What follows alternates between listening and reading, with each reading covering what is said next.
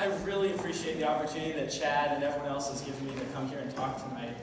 And as I was sort of thinking about what I want to talk about tonight, I was running through a lot of different things in my head. And I was sort of thinking, what are some life lessons I learned? What are some different things that I know and I can share about? And I was sort of thinking about these things, and then I realized none of that matters. It doesn't matter what I have to say, what I want to think about. It matters what God says and what God calls us to do in the Bible. So that's what I really want to focus on tonight. The passage I'm going to be talking about is in John 17. And in this passage, Jesus is praying. Now, Jesus prays a lot in the Bible. He says so many wise things. But two of his most famous, I guess you could say, prayers are the Lord's Prayer, which we've probably all heard to some extent or the other, and that's the one that goes, Our Father who art in heaven, hallowed be thy name, and continues on. And you may have heard that in some regard. And then this prayer. And in this prayer, Jesus is praying moments before he goes to die on a cross. And Jesus is pretty emotional, and as he's praying this, he prays for three different groups of people. The first person he prays for is himself. He's about to go. He knows he's about to go and be arrested and beaten, and mocked, and whipped, and scorned, and eventually hung up on a cross to die to save us. And he's praying to God to give him strength as he's about to go through this. The second group of people he prays for is his disciples. These guys who've been following around ever since he first started his ministry. And he's just praying for them that they can be strong when he's gone, and that they can go and share the light of him to all the world. And the last group of people he prays for is us standing right here at Crave. He prays for us anywhere we go. He prays for the entire world. And that's the prayer I want to jump into. So I'm going to go ahead and read this text. It's from John, starting in verse 20, and it's a transition from him talking about the disciples to us. He goes, My prayer is not for them alone, them being the disciples. I pray also for those who will believe in me through their message, that all of them may be one, Father, just as you are in me and I am in you. May they also be in us so that the world may believe that you have sent me. I have given them the glory that you gave me so that they may be one as we are one. I and them and you and me, so that they may be brought to complete unity. Then the world will know that you sent me and have loved them, even as you have loved me. And Jesus is saying a lot in this verse, and there's a lot of different ways you could go, but the point I want to focus on tonight is that Jesus says that he wants us to be brought together in complete unity. He wants us as a church to be united in our faith and in our beliefs so that we can be a light, so that we can shine, so that the whole world will know how he loves us. And there's a lot of ways we can be united as a church. And the way I sort of want to talk about tonight is they sort of talk about on the panel is in small groups, is in life groups, is in your community that's around you. There's so many different communities that we're part of. We're part of our church, your school, your family, all these different communities, and they're all great. And your life group is a very important community, and sometimes I feel like we take it for granted, sometimes we don't do different things, and looking back at me and my growing up and going with a life group, I was thinking of a couple things that really hit home and really are important to me. And so the first step in really having this community as a life group, having this love for each other that God calls us to do, is pretty self-explanatory, but it's you have to show up. You have to be there. I mean, you guys came tonight, good job. But you did it. But it's more than that. You have to be consistent in coming to life group. I look back as I was an incoming freshman. I was an 8th grader. I was coming in. I was just starting high school. And I was homeschooled, and I didn't really know a lot of people. And I did not want to come to Crave. My parents had to fight me every single week to come to Crave, to come to life group. Sometimes they won. Sometimes I just stayed home. Because I was afraid. I didn't know people. I was afraid of opening up, having these conversations in group. I didn't really know what would happen. So I didn't come. But by not coming, you're not making those relationships. You're not building that trust. You have to come. You have to be consistent because it's so worth it. By coming and by showing up, you can get to this point in your group where you have to be honest, where you have to open up to each other. I don't know if those of you who are in a life group have ever experienced this, but I remember my freshman and most of our sophomore year, group would go something like this. We'd play a game, we'd eat some snacks, we'd eat some of Josh Howerton's delicious brownies. Those things are amazing. And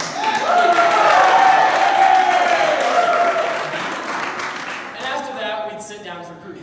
And in group, we'd talk about a Bible verse or a theme. And we'd sort of be like, yeah, this is good, we should do this. Yeah, this isn't good, we shouldn't do that. And then whenever one of our leaders asked one of those really tough questions, like, well, why do you believe that?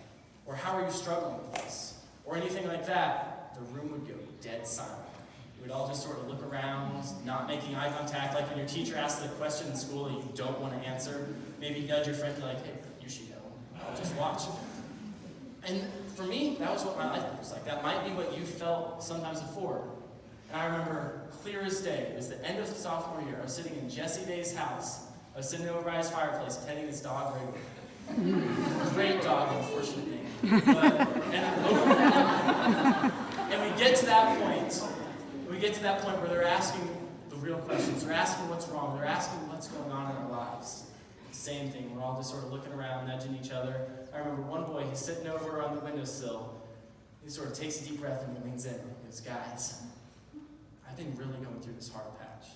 And he opens up and he tells us what it is. He said, guys, I need help. I need prayer. And I'm just sitting there like, whoa, I could never do that. That guy's way braver than I could ever be. I could never put myself out on a limb like that because I was afraid of how other people would see me. But then after he says that, another boy over on the couch leans in. He's like, guys, I'm going through the same thing. I could use help. The boy sitting next to me on the fireplace says, guys, this is going on in my life and my family, and it's hurting and it's really hard. And one by one, the dominoes fell and the walls opened up. And we started talking about the real issues in our lives. And after that, we never looked back. I don't know what your groups are like, and I don't know how things go, but you have to be honest with each other in your groups, in your community, with your friends. Because without these honest conversations, we can't be in strong community. Now, to build off being honest, you have to be there for each other. It's one thing if you all sit in a big circle in your life group and you go, guys, this stinks. And then the next person goes, guys, this stinks. And you go around a circle and you're all like, well, that stinks. You could do that. And I've seen that happen before. Or when someone says, guys, I'm going through this. Guys, this is hurting. You could step up and be like, bro, I'm going to pray for you. I'm going to take you out to lunch. I'm going to take care of you.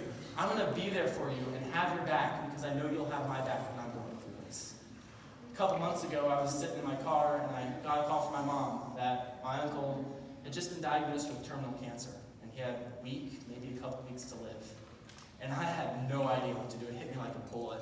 I was freaking out. I didn't know what emotions to feel. So I got on my phone and I texted my small group. It's like, hey guys, this just happened. It stinks. Within 5 minutes, I had 10 or 12 responses. Jack, hey, I'm praying for you. Hey, we're here for you. Hey, we're sitting at lunch praying for you. Hey, do you want to go out and grab coffee, grab a bite of tea, and talk about it? And just like that, my group came around me. And I hope your group can do the same for you, but I also hope that you can do the same for your group. That when you see a friend in need, that when you see someone like that, you're there for them. Now, this sort of makes it sound like life groups are just all serious stuff, and that's not true at all. To be in community, you're with each other for the good times and the bad times. I remember it was actually this year, we were meeting in Josh Howerton's small apartment, and it's not a big apartment. There's a lot of guys in there, and we had just finished our prayer time. We were just sort of finishing up group, and Josh gets up and he walks out of his apartment to take a phone call. And I don't really know who started it or how it started, but in the 5 minutes that Josh was not in the apartment, we managed to start a full-fledged game of tackle football and a full-fledged wrestling match in the middle of that game of tackle football in 5 minutes. And Josh just sort of walks in and is like, guys, what in the world are you thinking? What are you doing? And we were just having a blast. And I'm not saying your group is probably going to play tackle football in this small apartment. Probably not going to happen. But you need to have fun with each other. You need to be there for the good times and the bad times. And I don't know where you are in this sort of journey on your progression of small group. I don't know if you're not in a small group. If you're not, you really should be in one. I don't know if you're in a group and you're just sort of starting to get to know each other and trust each other. And I hope, if you're not in this already, you will be. You're in a small group where you guys are open, you talk with each other, and you're there for each other. And then God calls us to do one more thing.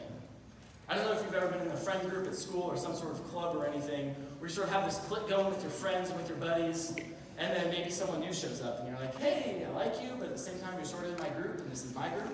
I don't really want you here. And sometimes it can feel awkward when the new person joins the group and you don't really know what the dynamic is. And that shouldn't be how our life groups are. We should come together and open up our arms and be like, yes, come join us with me. I have a buddy named Adam. And I've known Adam for years and years, and he's a great friend of mine. And a couple other guys in my small group know him too.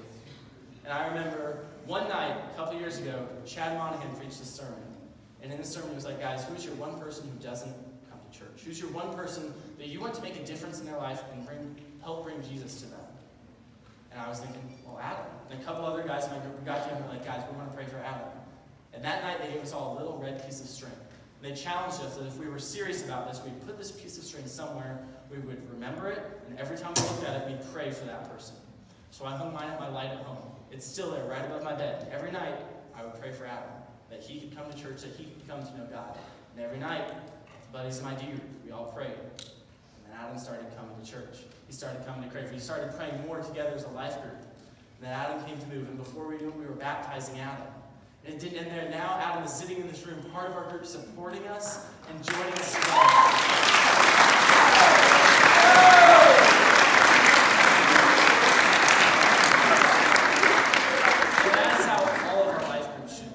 We shouldn't just end with the people who are currently there. We should continue to push out and invite more people and have people in our groups.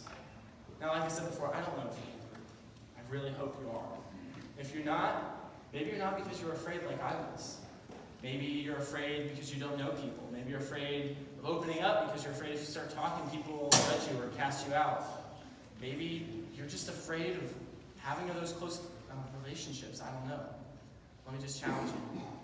Just try it. Just be committed, because it will change your life. Or maybe you're in this room and you're like, yeah, I come every now and then, or maybe I'm just too busy.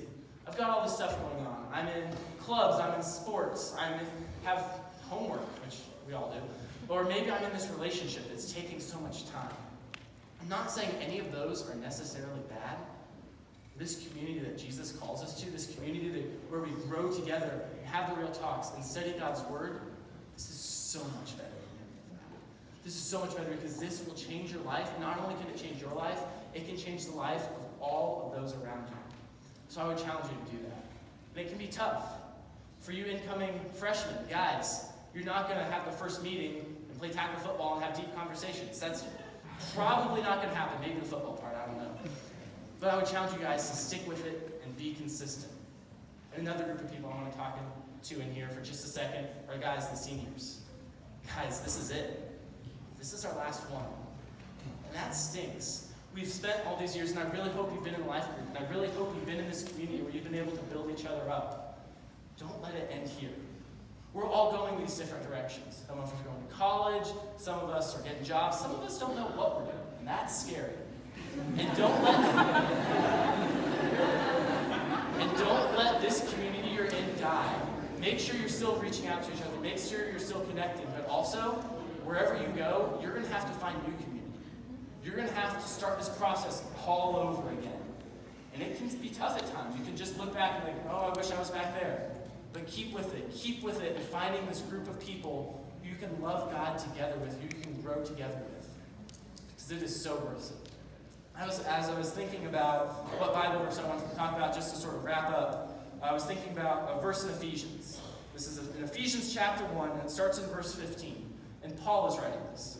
Now, if you don't know who Paul is, he's a pretty awesome dude. He was a missionary back in the New Testament. He wrote tons of books in the Bible. He spent around planting churches across the Middle East. And Paul planted this church in Ephesus. And this book is written a couple years later, and Paul's in prison. Now, Paul goes to prison quite a bit in the New Testament. And he goes to prison because he's sharing the good news of God. And he's writing from prison to this church. And I don't know about you, but if I were in prison writing to this old church I started, I would be like, hey guys, remember me? I'm in prison. Do you want to sort of help out or throw a pity party for me or whatever? That's not what Paul's doing. So Paul writes to this church that he started several years ago that is now expanded and grown so much in God. For this reason, ever since I heard about your faith in the Lord Jesus and your love for all of God's people, I have not stopped giving thanks for you, remembering you in my prayers. Paul isn't complaining that he's in prison. He's praising God that this church that he used to be a part of is growing and doing immeasurably more than he could ever imagine. And I speak for myself, and I hope I speak for the rest of the seniors in here, that as we leave and we move on, we want to be able to look back and pray what Paul is praying about this community, about this group of Crave, about this Franklin Township, about this city, that we can look back and be like, thank you, Jesus, for the amazing work that's going on, that you all in this room, through your community, are loving others and loving God more than we could ever have imagined. So I just want to challenge you.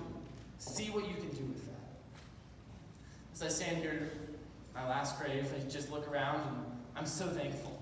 I'm so thankful for all the staff here, the youth staff, the sponsor, the people who make this happen. I look around and I see my life group leaders, and I see your life group leaders. The people who take every single day to pray for you, to be there for you, to have those conversations. I wouldn't be here today if it weren't for them, and you probably feel the same way about them. And I'm so thankful to God for them. I'm thankful for all of you, for this community. I'm thankful for my friends, and all of you, even if we don't know each other personally, you're still supporting me, you're listening to me, so thanks for that. And I'm thankful for my life group, these people who have come around me in community and helped me up when I was down, who have been there for me to have those real conversations so that I could grow closer in God with them. But most of all, I'm thankful for God, how He designed us to be in community, how He designed us not to walk alone, but to be in community, because community is our base. And through this community, we can do immeasurably more for God and take care of each other. We'll pray. Dear God, thank you for this day. Lord, thank you so much for this community that we have here at Crave. For all these people who are here and love us and care for us. And thank you that we all get to come together, most importantly, to worship you. Because at the end of the day, Lord, it's not about us. It's about you and glorifying your kingdom. And I ask as we go out throughout our summer, throughout our next school years, throughout wherever we go, that we could remember you, that we could glorify you through all that we do. In your name I pray.